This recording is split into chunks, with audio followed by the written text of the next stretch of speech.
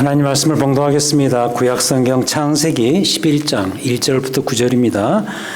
우리 다 같이 찾으시면서 자리에서 일어서시겠습니다. 구약성경 13페이지 창세기 11장 1절부터 9절 교독하시겠습니다. 온 땅의 언어가 하나요 말이 하나였더라.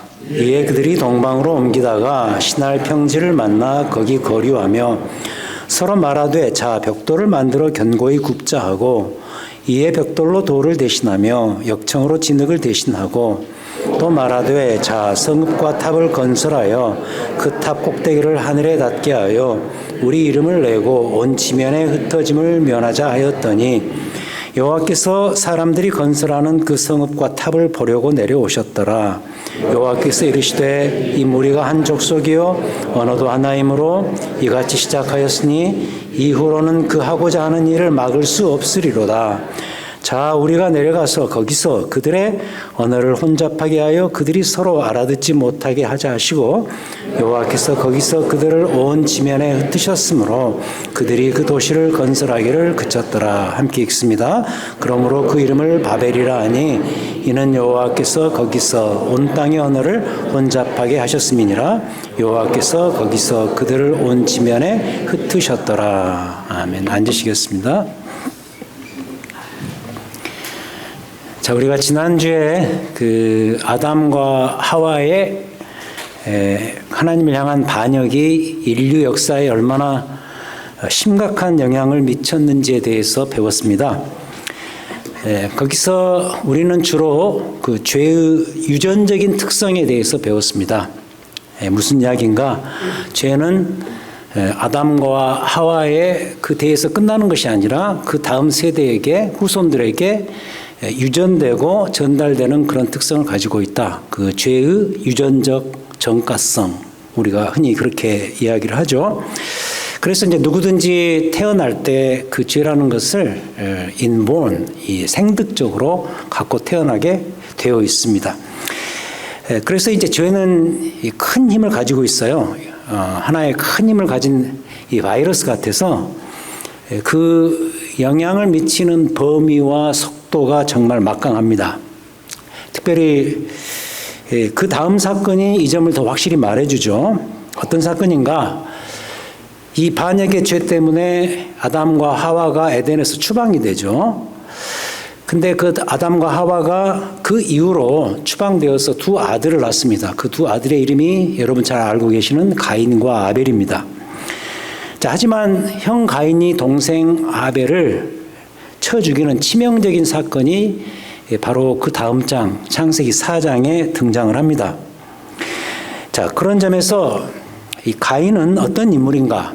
부모로부터 물려받은 그 죄의 유전자를 살인이라는 정말 최고의 그 크라임, 범죄죠. 살인이라는 매우 실제적인 범죄적 행동으로 옮긴 인류의 죄된 인생의 첫 번째 주인공이 되겠습니다. 자, 근데 중요한 것은 그 다음입니다. 그 이후로 인류가 완전히 둘로 쪼개집니다. 성경에 의하면 그렇습니다. 어떻게 쪼개지는가? 화면에 나오는 것처럼 하나님의 계열과 비하나님의 계열로 나누어집니다. 먼저 비하나님의 계열은 어떤 계열인가? 이 가인의 후손들입니다. 그 인류의 첫 번째 그 범죄를 행한 살인이라는 범죄를 행한 가인의 후손들로서 이 계열은 후에 어떻게 이어지냐면 한참 후에 일어나는 그 사건입니다만 노아 홍수 있죠. 그 노아의 세 아들 중에서 함과 야베스 계열로 이어지고요. 반대로 하나님의 계열은 아담과 하와가 죽은 이후에 아담과 하와가 죽은 아벨 대신에 낳은 세스라는 그 아들로 이어집니다. SETH. 이 세스로 이어지고 그 뒤로는 노아의 세 아들 중 하나인 셈의 계열로 계속해서 이어집니다. 그래서 이런 도표가 나오죠. 이 화면에 제가 정리를 해놨습니다만 먼저 비하나님 계열은 가인에서 출발되어서 가인의 후손 가운데 라멕이라는 아주 걸출한 인물이 하나 있습니다. 이 문제적 인물인데 그건 우리가 다루지 않습니다. 라멕이라는 인물이 등장하고 그 다음 노아 홍수 사건 이후에 함과 야벳의 계열로 계속 이어지고요.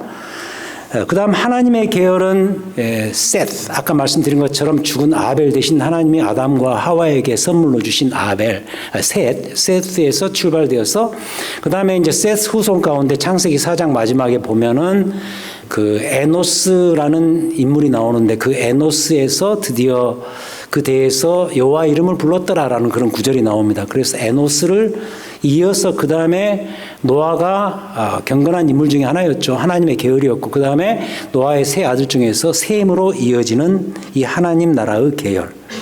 자, 이 하나님의 계열은 다른 말로 무슨 말인가? 우리가 많이 쓰는 하나님 나라의 계열입니다. 그러니까 하나님을 의식하고 하나님을 두려워할 줄 아는 이른바 신앙의 인류로서 믿음의 사람들이라고 볼 수 있습니다. 반대로 비하나님 계열은 뭐냐? 하나님이 다스리시는 그 하나님의 나라를 무시하고 거기에 어게인스트하고 그래서 하나님을 믿는 그 믿음과는 상관없이 살아가는 이른바 불신앙의 소유자들이 바로 비하나님 계열이 되겠습니다. 그리고는 결국 하나님의 그 싹쓸이 심판이라고 할 수 있는 여러분 잘 아시는 노아 홍수 사건을 치른 후에 결국 드디어 오늘 말씀 이 자리까지 오게 된 것이죠. 이 자리가 뭐죠? 오늘 성경 본문의 주제가 되는 바벨탑 문명 공동체입니다. 또는 바벨탑 도시 공동체가 되겠습니다. 그래서 오늘 주제는 이 바벨탑 문명에 대한 이야기인데 이 바벨탑 사건은요, 생각보다 중요한 사건입니다. 특히 인간의 미래적인 운명을 가늠하는 기로와 같은 사건이 바로 이 바벨탑 문명 사건이 되겠습니다. 이것을 우리가 추적하기 위해서 창세기 기록자가 우리가 모세로 알고 있는데 이 창세기 기록자가 왜 노아의 일반적 후손, 다시 말해서 비하나님 나라 계열의 후손을 적은 족보를 10장에서 이렇게 기술하고 있는데 그 족보와 그 다음 11장 10절부터는 하나님 나라 계열인 세무 족보가 나오거든요.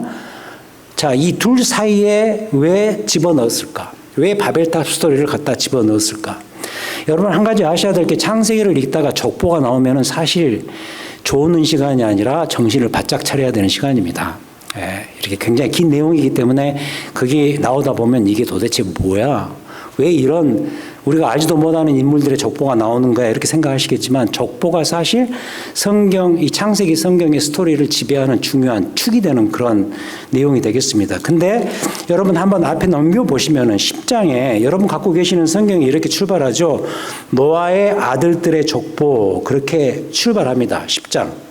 그러면서 6절에 보니까 10장 6절에 보니까 함과 셈과 야벳인데 그 함의 아들로 출발하는데 6절에 보니까 구스와 미스라임과 붓과 가나안이요. 그러면서 8절에서 10장 8절에서 구스가 니므롯을 낳았는데 그가 세상의 첫 번째 용사입니다. 워리어가 됩니다.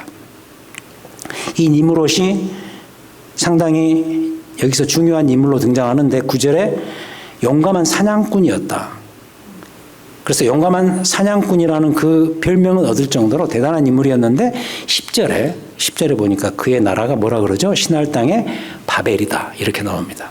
그러면서 함과 야벳의 족보가 쭉 일반적인, 다시 말해서 비하나님 나라 계열 일반의 족보가 나오고 그 다음에 느닷없이 바벨탑 공동체에 대한 오늘 본문 이야기가 나오고 11장 10절에 보니까 갑자기 또 족보가 다시 나오죠. 셈의 족보는 이러하니라 하면서 셈의 족보가 나옵니다. 그러니까 10장은 함과 야벳, 다시 말해서 비하나님 나라 계열의 족보고요. 그 다음 11장 10절부터는 셈의 족보, 하나님 나라 계열의 족보인데 그 사이에 바벨탑 공동체 스토리를 창세기 기록자가 의도적으로 갖다 집어넣은 것 같단 말이죠. 그럼 왜 그랬을까? 우리가 그걸 알아야 된다는 거죠. 정당한 이유가 있습니다. 그것은 잘 들으셔야 돼요. 중요한 이야기입니다. 어떻게 보면 성경 남은 전체 이야기를 지배하는 중요한 핵심적인 이야기인데 그 이유는 뭐냐면 하나님의 구원 역사. 여러분 성경을 보실 때 성경은 일반 역사하고 다릅니다. 일반 역사적 관점에서 성경을 해석하면 많은 혼동이 생기고 오히려 문제만 일으킵니다. 성경은 일반 역사가 아닙니다. 성경은 하나님의 salvation history, 구원 역사입니다. 근데 이 하나님의 구원 역사가 어떻게 출발되어야 되느냐? 일반에서 특별로. 일반적인 상황에서 특별로 가야 된다는 당위성을 말하고 싶어서 일부러 바벨탑 공동체 스토리를 비하나님 나라 계열의 함과 야벳의 족보 앞에 먼저 등장시키고 그 다음에 셈의 족보, 하나님 나라 계열의 족보 그 사이에다 집어넣었단 말이죠. 일반에서 특별로. 이게 무슨 말이냐면 이제부터는 적어도 이제부터는 성경도 일반적인 인류사가 아니라 하나님 자신의 특별한 구원의 역사를 말하고 싶어서다. 창세기 1장부터 그러지만은 여러분 특히 창세기 2장부터는 기억하셔야 돼요. 이제부터는 요한계시록까지 마지막까지 무조건 하나님의 구원 역사에 대한 이야기예요. 이 관점으로 성경을 보셔야 돼요. 안 그러니까 혼동이 오는 거예요. 그래서 일반적인 인류보다는 하나님이 선택하신 특별한 그 그룹의 인류에다가 이제부터 하나님 내가 초점을 맞추겠다. 그런 의도인 거죠. 그래서 하나님은 가인이 아니고 셋, 아벨 대신 얻은 셋. 거기에게 초점을 맞추시고 가인의 후손들이 아니라 셋 후손인 아까 말씀드린 여호와 이름을 불렀던 에노스에게 집중하시고 그리고 여기까지 올 때 함과 야벳 대신에 노아의 세 아들 중 셈이라는 아들에게 자신의 눈길을 두신다. 더 나아가서 셈의 후손에게 눈길을 더 두겠다. 그럼 그렇게 하시는 이유가 뭘까? 왜 그러실까? 간단해요. 이 사이에 노아 홍수가 있었어요. 노아 홍수 이후마저도 사실 노아 홍수를 다 싹쓸이 심판으로 하나님께서 하시고 하도 죄가 관영하니까 죄가 넘치니까 하나님께서 싹쓸이 심판을 해야 되겠다 그래서 노아 홍수를 일으키시죠. 그 중에서 이제 노아의 패밀리만 건져내시지만 그 노아 홍수를 다 일으키시고 나중에 하나님이 그런 마음을 전달하시죠. 무지개를 보여주시면서 다시는 이런 일은 없을 것이다. 그랬지만 그 이후에 역시 보니까 여전히 인간은 변치 않아요. 인간들이 하는 일을 보면은 이럴 수밖에 없었기 때문에 다시 말해서 일반에서 특별로 가야 되고 일반적인 가인의 후손이 아니라 하나님 나라의 계열인 셈의 후손으로 가야 되는 하나님만의 이유가 있었단 말이죠. 앞에 스토리가 다 그런 거예요. 그렇게 해서 결국 도착하게 된 사건이 뭐냐? 이 바벨탑 사건인데 그럼 이 바벨탑 사건 안에 어떤 인간적인 특징들이 담겨져 있는가? 이제부터 여기에 대해서 살펴보기를 원해요. 세 가지로 나눠보겠는데 지금부터 이야기하는 이 내용들은요. 우리 지금 현실의 삶에 매우 우리와 연계가 되는, 관련이 되는 그런 이야기들입니다. 먼저 첫 번째는 인간의 집단성이에요. The collectivity of human being. collectivity, 집단성. 인간은 모여야 돼요. 인간은 원래 문화적인 존재로 지어졌죠. 그렇게 부름받았어요. 하나님께서 인간을 원래 만드실 때, 아담과 하와를 지으실 때 그렇게 만드셨어요. 창세기 1장 26절 우리가 배운 것처럼 하나님은 아담과 하와를 지으실 때 모든 이 지상의 창조물들을 만드시고 그 모든 창조물들을 다스리라, 이 생물들을 다스리라라는 문화적인 명령을 주셨죠. 그리고 번창하라. 내가 통치 대리권을 너에게 줄 테니 온 세상을 다스릴 수 있는 그런 문화적 명령을 너희들에게 주노라 하면서 다스리라 그리고 번창하라. 그렇게 애초부터 지어주셨어요. 그래서 이 인간의 집단성은 원래부터 있었던 그런 특성입니다. 쉽게 말하면 인간은 원래부터 혼자 못 산다는 거죠. 여러분 우리도 그러지 않습니까? 어떤 사람에게 문제가 생기고 그 문제가 파급 효과를 일으켜서 어떤 사이코패스 같은 그런 엄청난 범죄를 저지를 때 대부분 그 문제를 보면은 그 사람의 외로운 처지에서 비롯되는 것을 볼 수가 있습니다. 왕따를 당하고 이지매를 당하고 분리를 당하고 항상 혼자여야 되고 외로운 늑대 이런 말 있잖아요. Lonely wolf. 격리된 삶이 가져다주는 아이콘이죠. 문제는 거기서 다 나옵니다. 혼자 못 산다는 증거죠. 여러분 그 참 좋은 영화였죠. Cast Away라는 영화가 있었습니다. 탐 행크스가 주연하고 FedEx에서 근무하다가 비행기를 타고 가다가 비행기가 그냥 그 무인도에 떨어졌어. 거기에 무인도에서 고립되어서 혼자 살아갔던 서바이벌 스토리죠. 그래서 뭐 FedEx 물건을 나르다가 무인도에 도착했으니 뭐 FedEx에 그 물건들이 많이 있었겠죠. 거기에 윌슨이라는 그 배구공 누가 선물로 보내는 거였는데 윌슨 배구공. 그래서 그 배구공 이름이 윌슨이에요. 그때부터.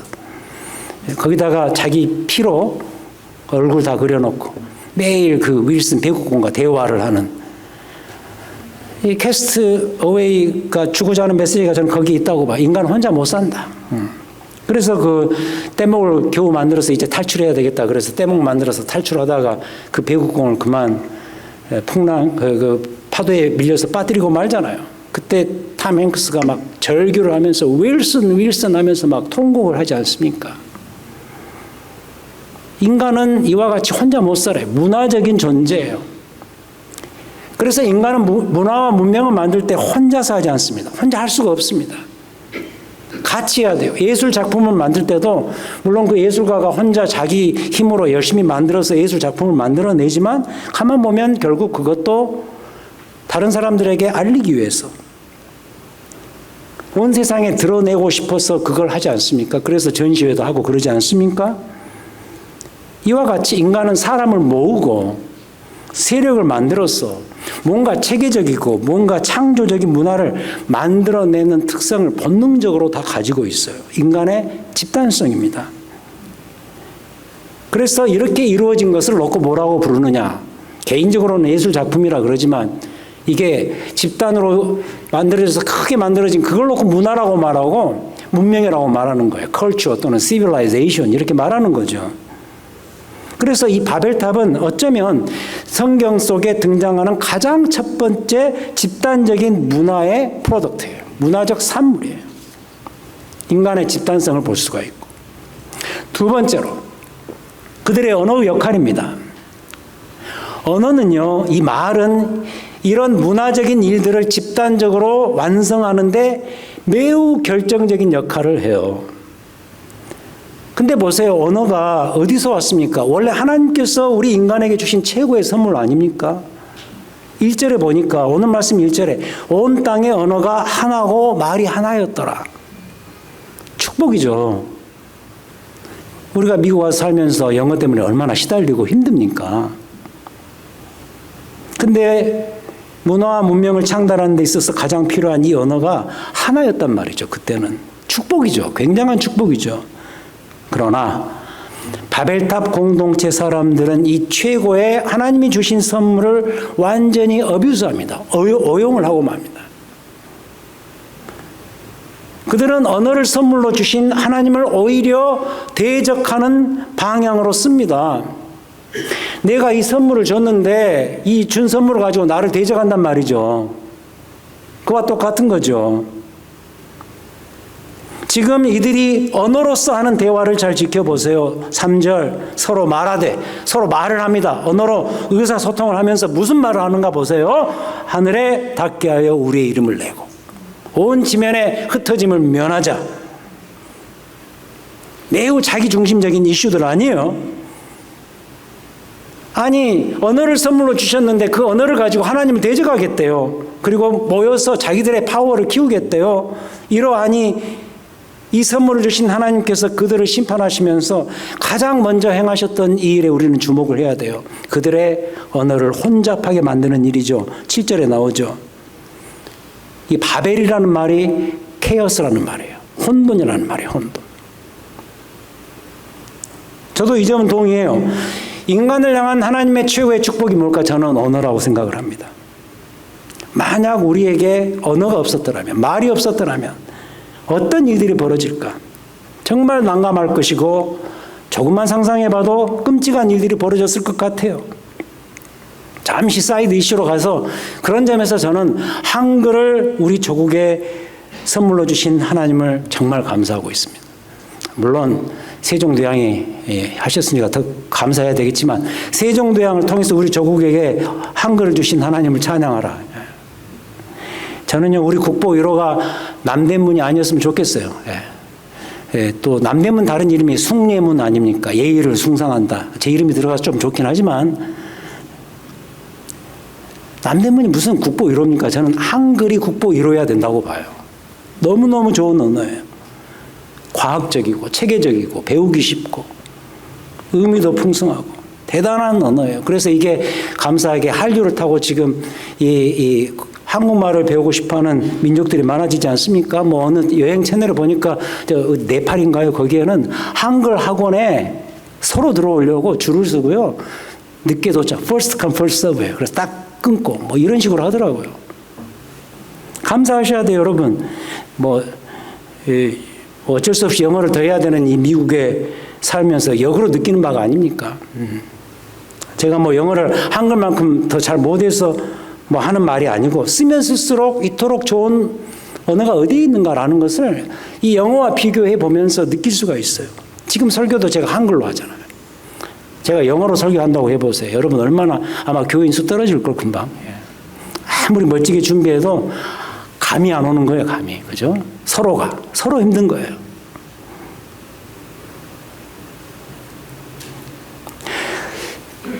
그래서도 잠깐 적용할 문제지만 우리는 우리의 언어를 그리스도 안에서 구속시키는 일을 해야 돼요. 자꾸. 이 구속이라는 말이 영어로 redeem이라 그랬죠. 근데 이게 원래의 자리로 되돌리다라는 뜻이에요. 여러분 신약성경 보면 이 언어의 문제가 얼마나 많이 나옵니까? 예수님도 언어의 중요성을 이야기하시고 이토록 좋은 선물인 언어를 함부로 더럽히면 안 되는 것이고 기독교가 원래 말씀의 종교잖아요. 원래부터가 하나님은 말씀과 로고스로 존재하셨다고 요한복음 1장에서 그러죠. 태초에 로고스, 말씀이 계셨는데 그 말씀이 놀랍게도 육신이 되어서 이 땅에 내려오셨어요. 누구죠? 예수 그리스도죠. 그리스도는 말씀으로 오셨어요. 요한복음 1장 14절. 말씀이 육신이 되어 우리 가운데 거하시며 죄에서 자유로웠던 유일한 이 지상의 최고의 로고스 예수 그리스도.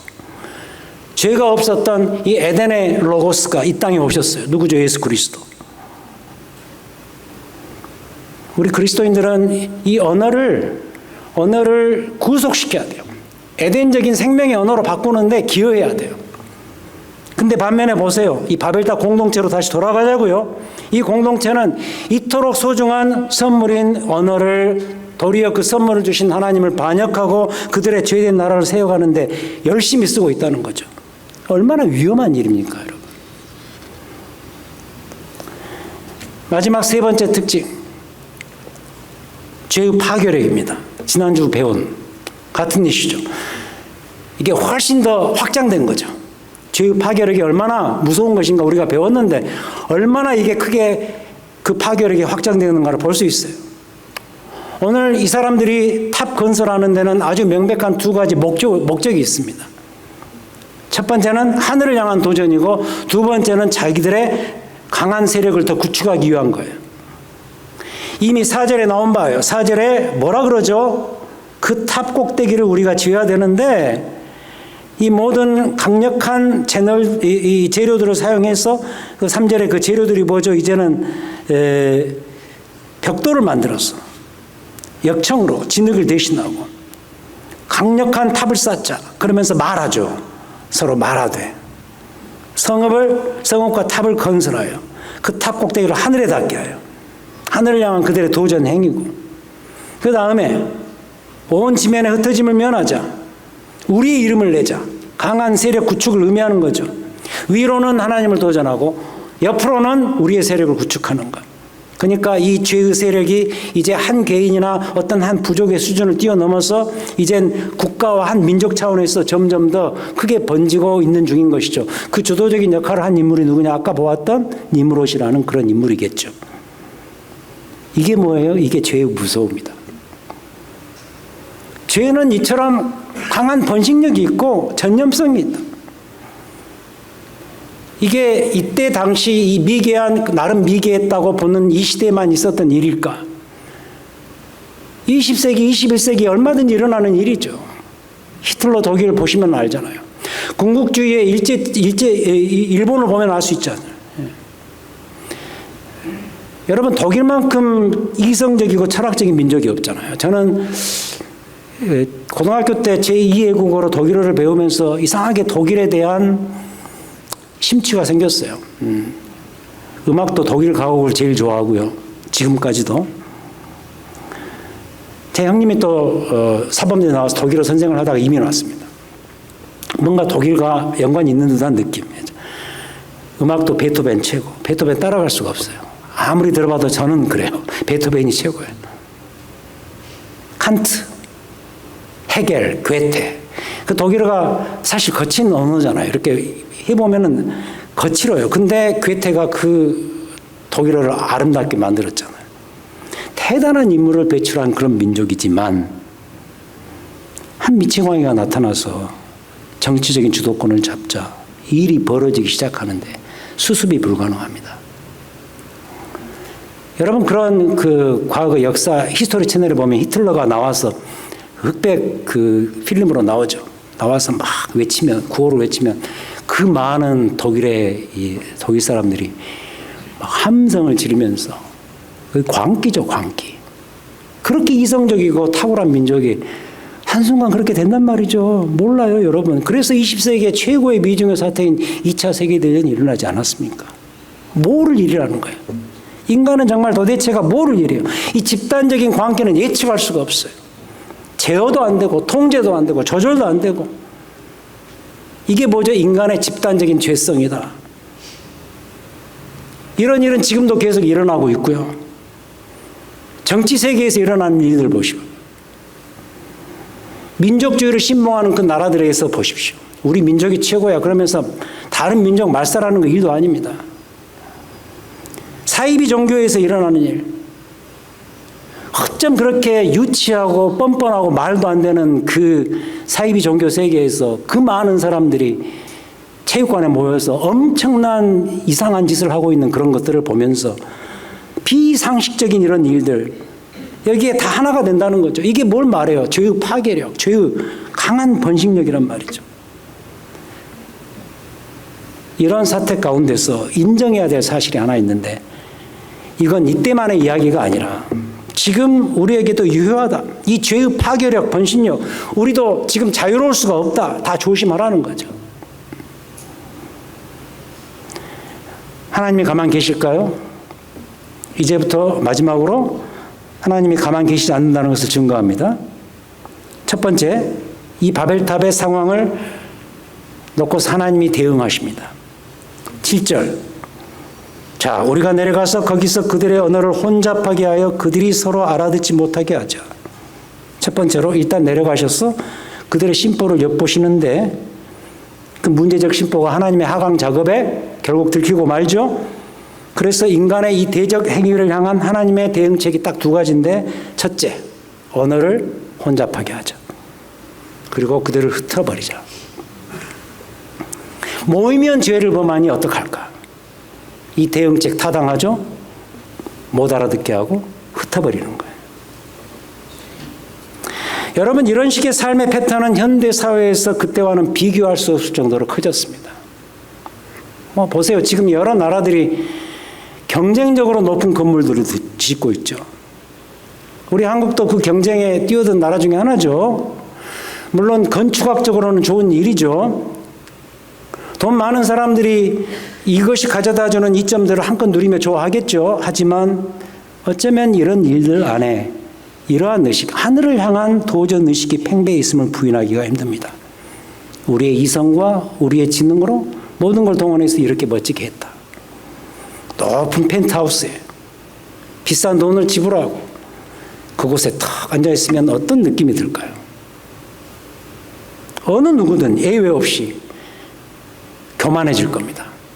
교만이 뭔지 아세요? 교만은 성경적으로 놓고 볼 때 하나님의 자리를 뺏는 거예요. 아담과 하와가 하나님의 자리를 뺏어서 문제가 생긴 거예요. 교만이 그거예요.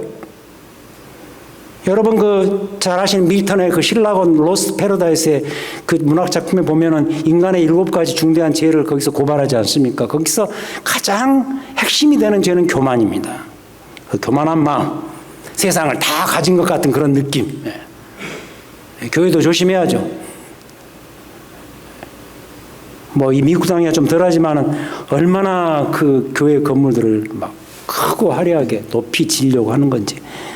저는 좀 그래요. 솔직히 그래요. 물론 어쩔 수 없어서 그러는 경우도 있겠지만은 다시 말씀드려요. 이 문화 문명 다 좋아요. 하지만 우리가 문화적 전제로 부름받았기 때문에 내 지혜를 잘 사용해서 좋은 것들을 만들어내는 거 다 좋아요. 하지만 이 좋은 모든 일들을 결국 하나님이 주신 그 지혜와 재능과 언어를 가지고 이 모든 것들을 순종의 마음으로 하느냐 아니면은 하나님을 향한 도전의 마음으로 하느냐, 여기에 따라서 그 결이 완전히 달라진다는 거예요.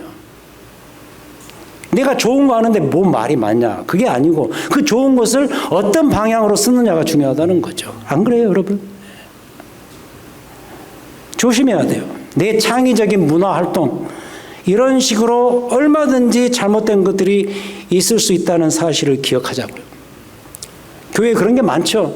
대표적으로 음악 아니겠어요? 음악이 얼마나 좋은 겁니까? 하지만 그 음악을 하나님을 찬양하고 온전히 순종하는 마음으로 쓰느냐, 아니면 그 반대로 쓰느냐, 이거에 따라 달라지잖아요. 똑같은 거예요. 음악만이 아니죠. 모든 우리에게 주어진 기프트, 모든 그런 문화적인 아름다운 재능들, 그런 재료들, 그런 것들을 어느 방향으로 쓰느냐. 하늘에 닿기 위해서 내 이름을 내고 하나님께 도전하는 방향으로 쓰느냐, 아니면은 그것을 하나님의 권세 아래 두면서 선하게 쓰느냐, 거기에 따라서 달라진다는 거죠. 바벨탑 공동체 이 사건에서 우리가 역으로 반면 교사로 배울 수 있는 3가지 측면입니다. 먼저 인간의 집단성, 모이면 좋죠. 그러나 모여서 뭐 하냐가 중요하고요. 두 번째, 언어, 얼마나 소중한 겁니까? 근데 이 언어를 무엇을 위해서 쓰느냐, 어떻게 쓰느냐, 거기에 따라 달라지는 것이고, 그리고 3번째로 죄의 파괴력, 이 실상을 알고서 모여서 언어를 가지고 어떤 방향으로 쓰느냐, 이거에 따라 모든 게 달라진다. 이 사실을 꼭 기억하시자 이거죠.